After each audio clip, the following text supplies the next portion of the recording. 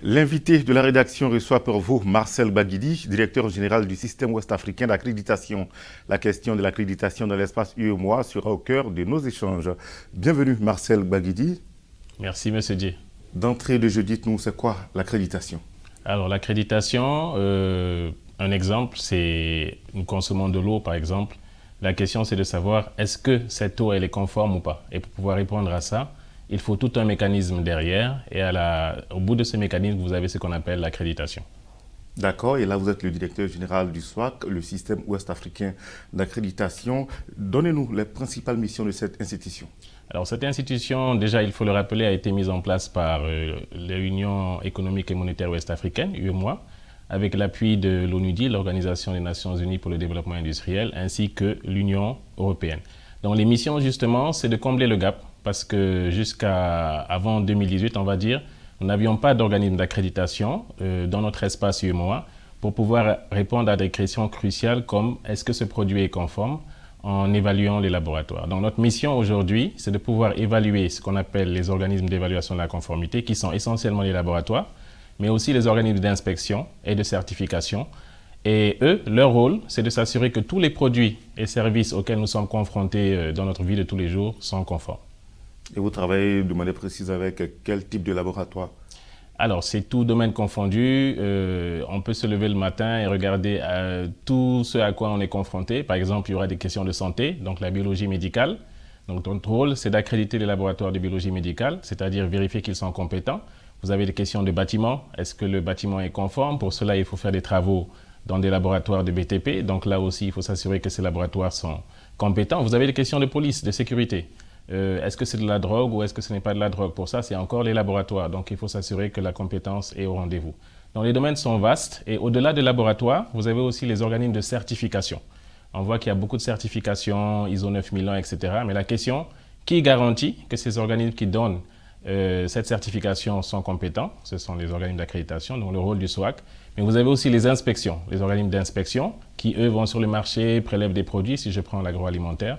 Et là aussi, vous avez besoin de vous assurer que ces structures d'inspection sont conformes, compétentes. Et là aussi, c'est le rôle du SOAC, organisme d'accréditation. D'accord. Et vous existez depuis un moment. Vous avez déjà collaboré avec combien d'organismes?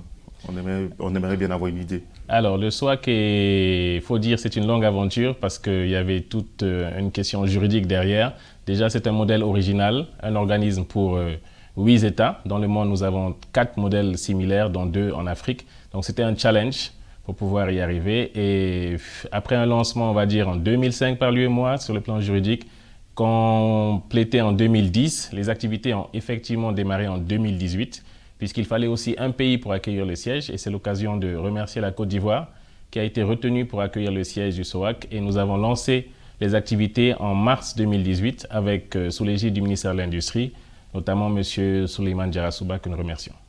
D'accord. Et combien d'organismes ont travaillé avec vous? Alors, les organismes aujourd'hui, après 3 ans d'activité, nous sommes à 21 structures accréditées, dans 20 laboratoires et un organisme de certification. D'accord. Là, nous sommes dans une crise sanitaire mondiale avec le coronavirus qui sévit depuis plusieurs mois. On aimerait bien savoir quelles sont les stratégies que vous avez mises en place pour une bonne poursuite de vos différentes activités sur le terrain. Oui, tout à fait, vous avez raison. Toutes les organisations ont dû plus ou moins se réinventer. Et au niveau mondial, il y a toute une réflexion qui se fait pour savoir comment continuer à assurer que les structures sont compétentes alors que nous ne pouvons plus aller sur site pour faire les évaluations. Donc, au sortir de toutes ces réflexions, il est maintenant possible d'utiliser la digitalisation et nous essayons d'avoir des équipes mixtes avec, par exemple, si nous avons un laboratoire à évaluer au Burkina Faso, si nous avons des évaluateurs sur place, une partie de l'équipe va se rendre dans ce laboratoire et l'autre partie de l'équipe va le faire à distance. C'est un peu le défi à relever et vous faites bien de souligner la question de la Covid-19 parce que justement, brusquement, les laboratoires sont devenus importants et tout le monde se pose les questions de savoir, je fais un test, est-ce qu'il est bon ou il n'est pas bon? Et là aussi, c'est l'occasion de rappeler que grâce à la commission de l'UEMOA, mais aussi à la CEDEAO, nous avons pu renforcer les laboratoires de biologie médicale qui interviennent dans l'ensemble des États membres de l'UEMOA et ainsi que la Guinée.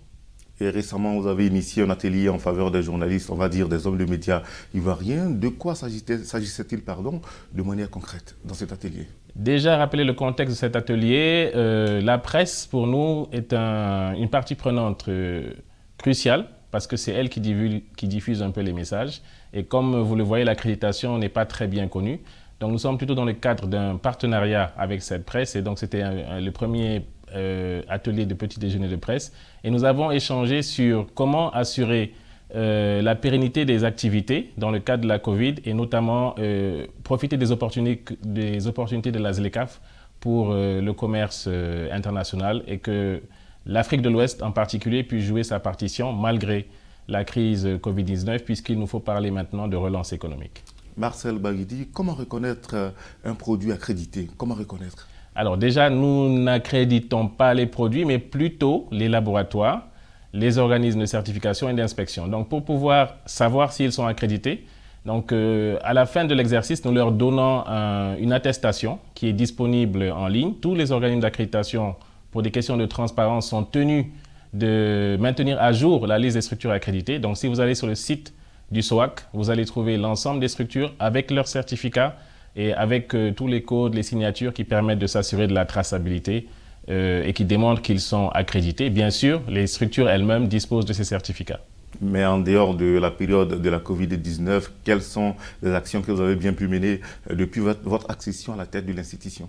Alors, les défis qui avaient été posés par la région, c'est d'avoir déjà dès 2018 au moins une structure accréditée.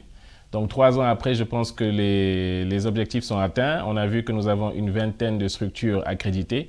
Mais il s'agissait aussi de travailler à la reconnaissance du SOAC au niveau africain et au niveau international. Alors nous avons démultiplié les activités pour pouvoir y arriver.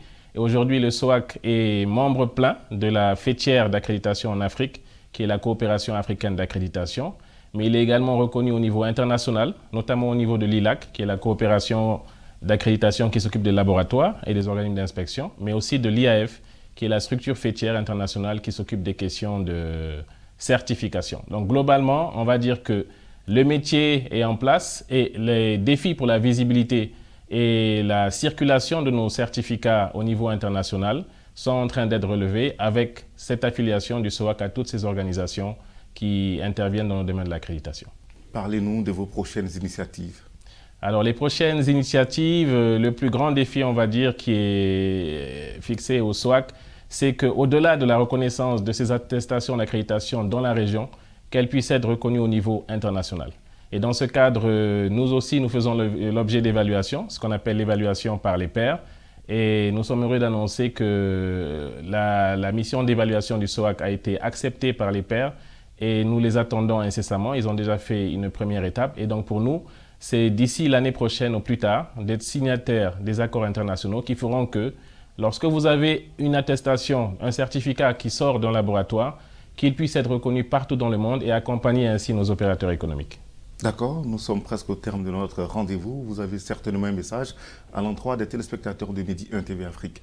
Alors c'est déjà de les remercier de nous écouter et aussi rappeler qu'il est important pour nous d'être plus impliqués dans la question de la qualité de ce que nous consommons, qu'il s'agisse de services ou de produits. Et c'est le rôle du SOAC d'accompagner ce mouvement. Un message aussi aux autorités pour dire qu'il est important, déjà pour remercier pour tout ce qui a déjà été fait et rappeler qu'il est important d'appuyer les structures telles que l'accréditation, les organismes d'accréditation, puisque in fine, c'est ce qui nous permet d'être confiants lorsque nous allons dans un laboratoire ou lorsque nous consommons de l'eau et tous les produits auxquels nous sommes confrontés. Marcel Baguidi, merci d'être passé sur le plateau de Midi 1 TV Afrique. C'est moi qui vous remercie.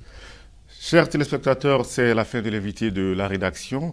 Je rappelle que nous recevions Marcel Baguidi. Il est le directeur général du système ouest-africain d'accréditation.